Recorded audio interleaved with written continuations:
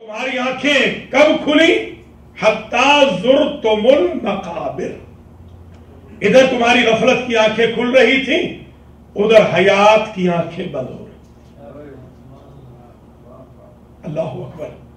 اگر آپ بادی النظر میں اس غافل انسان کی غفلت کا تصور کریں تو بڑی حیرانگی ہوگی کہ جس نے آنے کے بعد ہمیشہ رہنے کا سوچا ہے، جانے کا نہیں سوچا.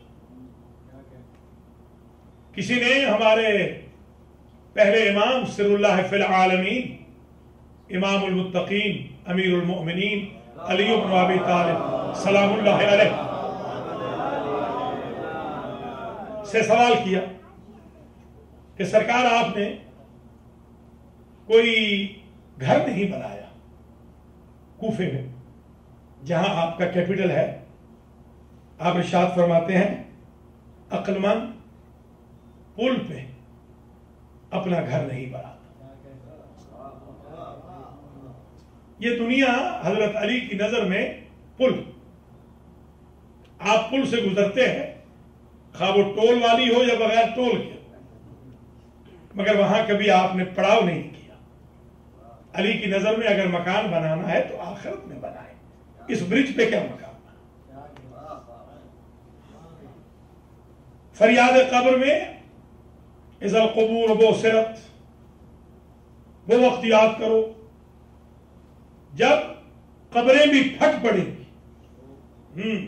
اللہ ہو. دوسری جگہ ارشاد ہے وَحُصِّلَ مَا فِي الصُّدُورِ، بُعْثِرَ مَا فِي الْقُبُورِ. اس وقت کو یاد کرو جب مردوں کو قبروں سے اکھاڑ کے باہر پھینک دیا جائے گا، اور جو کچھ چھپاتے تھے دنیا میں اسے پبلک کر دیا جائے گا. احادیث میں نے دیکھا ہے کہ قبر کو شکم مادر سے تشبیہ دی گئی ہے. جیسے وہاں اندھیرا ہوتا ہے ویسے قبر میں اندھیرا ہے. جیسے وہاں انسان بے بس ہے، چار دیواری میں ہے، یہاں بھی بے بس ہے. اس لیے آپ ملاحظہ فرماتے ہیں کہ پہلی رات مغرب اور عشاء کے درمیان ایک نماز ہے صلاۃ لیلۃ الدفن، نماز وحشت قبر، 2 رکعت. اس کی بڑی تاکید ہے اور اس کی خاص ایک وجہ، قبر میں سب سے مشکل مرحلہ، جیسا کہ حدیث میں بھی ہے القبر اول منازل الاخرہ، آخرت کی منزلوں میں سے پہلی منزل کا نام ہے قبر. ہمارے امام تو یہاں تک فرماتے ہیں کہ اگر اس مرحلے میں کامیاب ہو گئے تو باقی مراحل میں بھی کامیاب ہو جائیں گے، اور اگر پہلے مرحلے میں ہی فیل ہو جائے تو ہر مرحلے میں تکلیف اور دکھ ہے. اس لیے وہ مغرب کا ٹائم ایسا ہوتا ہے جب منکر و نکیر کے آنے کا وقت ہوتا ہے. اس لیے حکم ہے کہ جلدی کریں.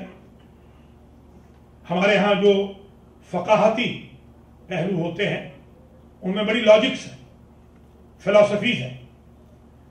ہمارا مذہب ایسٹیمیٹ کا مذہب نہیں ہے. ہمارے ہاں چیک اینڈ بیلنس کا سسٹم ہے ہر ایک چیز میں، اصول میں بھی، فروع میں بھی، عقائد میں بھی، اعمال میں بھی، حقوق اللہ میں بھی، حقوق الناس میں. دنیا میں ہمارا ہی واحد مذہب ہے کہ جس میں بیلنس میں 49 اور 51 نہیں ہے. یہ صرف ہمارا مذہب ہے دنیا میں. جی ہاں، توازن کا مذہب ہے. تو منکر و نکیر نے جب آنا ہے تو اس وقت نماز پڑھیں تاکہ یہ نماز اس مرنے والے کے لیے کفارہ گناہ بن جائے، تخفیف عذاب بن جائے.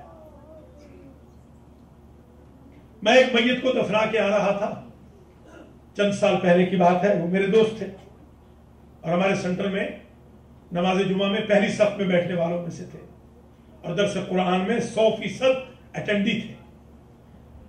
آل آف دا سڈن انہیں ہارٹ اٹیک ہو گیا.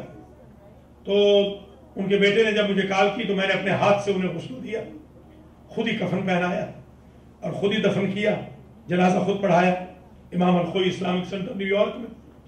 جب تدفین سے میں واپس آ رہا تھا تو میرے ساتھ ایک اور عالم دین بھی تشریف فرما تھے میری گاڑی میں، تو میں نے راستے میں 7-11 پر اجازت لے کر مغرب کی نماز پڑھی۔ مولانا محترم نے کہا کہ میں تو نماز سینٹر پہ جا کے پڑھوں گا۔ جب میں نماز سے فارغ ہوا اور میں گاڑی میں بیٹھا تو مولانا نے مجھ سے پوچھا کہ آپ نے اتنی جلدی کیوں کی نماز میں نے کہا اول تو میں ویسے ہی پابند ہوں الحمدللہ، بس چلے تو میں نماز میں ڈیلے نہیں کرتا۔ دوسری خاص بات یہ تھی کہ میں اگر اپنے دوست کے لیے اس وقت نماز وحشت قبر پڑھوں جب وحشت قبر کے مرحلے سے وہ گزر چکا ہو تو پھر حق رفاقت ہی کیا۔ سپلائی ہوتی ہے ڈیمانڈ کے مطابق، جس وقت اس بیچارے کو میری ضرورت ہے اس وقت مجھے سپلائی دینی چاہیے۔ اور میری نظر میں ایک واقعہ ہے، ہمارے ایک نجف کے مجتہد تھے، جب وہ اس دنیا سے جانے لگے تو ان سے کہا شاگردوں نے اور دوستوں نے کہ آپ ہمیں ذرا بتا دیجئے گا عالم رؤیا میں خواب میں آ کر کہ آپ کے ساتھ کیا ہوا۔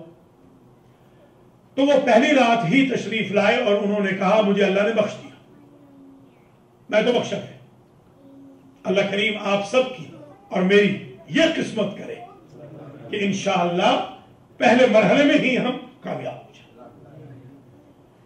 کہا کیسے بخشے گئے؟ کہا کہ وہ جب بھی مجھے خبر ملتی تھی کسی کی ڈیتھ کی، ریگارڈلیس میرا جاننے والا ہوتا یا اجنبی ہوتا، میں اس رات نماز وحشت قبر اس مرحوم کے لیے ضرور پڑھتا تھا۔ منکر و نکیر نے بتایا کہ صرف اس 2 رکعت کا ثواب اتنا اسٹور ہو گیا ہے کہ تم جنت کے لیے کوالیفائی کر گئے۔ اس لیے آج سے ایک عادت بنا لیجیے، میرا جاننے والا فوت ہو یا اجنبی، اگر وہ مومن ہے تو اس سے بڑا رشتہ کیا ہو سکتا ہے؟ جیسے ہی آپ کو ای میل آئے فوراً نماز پڑھ لیجیے۔ تو یہ قبر کے لیے بہت بڑا ایسٹ ہوگا۔ ایک اور بات ذہن نشین فرما لیجیے کہ قبر کا عذاب جو ہوتا ہے پہلی رات میں سب سے سخت ہوتا ہے۔ مثلا یہ عذاب اگر آپ کہیں کہ ڈاکو چور اچکے کا ہو، جھوٹے کا، تو وہ تو الگ بات ہے۔ آج میں آپ کو ایک نیک آدمی کی کہانی سنا رہا۔ یہ نیک آدمی صحابی رسول ہے، جوان ہے، نوبیاہا ہے، نوبیاہتا جسے آپ کہتے ہیں، اور جنگ احد میں شہید راہ خدا ہوا۔ اب آپ ذرا بتائیں، خود صحابی ہونا، باوفا لائل کمپینین ہونا پرافٹ کا، خود اتنا بڑا گریڈ ہے کہ فرشتے اللہ کے سلام لے کر آتے ہیں۔ جب ایک مرتبہ سلمان کے لیے اللہ کا سلام آیا تو ایک صاحب نے جو پریجوڈس تھے بڑے، انہوں نے تعصب سے کہا کہ اسی کے لیے کیوں سلام آ رہا؟ حضور نے ارشاد فرمایا مجھے اس رب کی قسم جس کے قبضہ قدرت میں میری جان ہے، جب سے سلمان کنورٹ ہو کر میرے دربار میں آئے ہیں، جبریل جب بھی آتے ہیں پہلے اللہ کا سلام سلمان کے لیے لاتے ہیں، بعد میں وہی پہنچاتے ہیں۔ ذرا غور کریں، نہ یہ کوئی معصوم ہے